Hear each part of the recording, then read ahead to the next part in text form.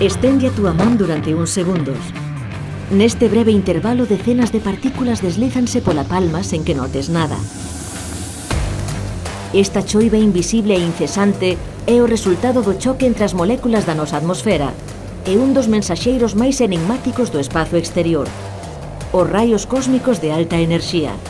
Algúns destes raios alcanzan as enerxías máis altas xamais observadas nunha partícula, superando en decenas de millóns de veces as producidas nos aceleradores máis potentes do mundo. Sen embargo, a súa orixe segue a ser un auténtico misterio. Dende o Instituto Galego de Física de Altas Enerxías da Universidade de Santiago, participan nos esforzos internacionais para buscar a resposta a este enigma.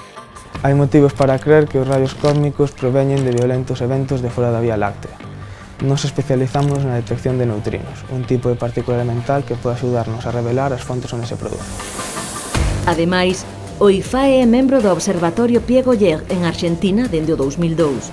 O maior detector de raios cósmicos de alta enerxía. Alí empréganse dous métodos para estudalos. Un deles detecta as partículas que contactan con auga colocada en tanques na superficie, mentres que o outro rastrexa as capas altas da atmosfera con luz ultravioleta. O IFAE tamén é un dos dous únicos membros españois do LIGO, un observatorio coa misión de detectar ondas gravitacionais, que son perturbacións no tecido do espazo-tempo provocadas polo choque de dous obxetos extremadamente masivos. As ondas gravitacionais revelan información sobre os procesos máis violentos e enerxéticos do universo. Entre eles están a colisión de buratos negros ou de estrelas de neutróns.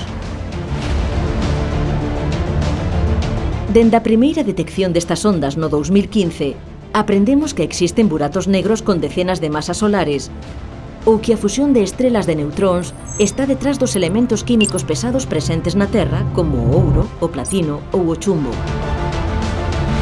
Descubrimentos con pegada galega que abren novas fiestras á observación do universo, pero tamén a coñecer mellor o noso planeta.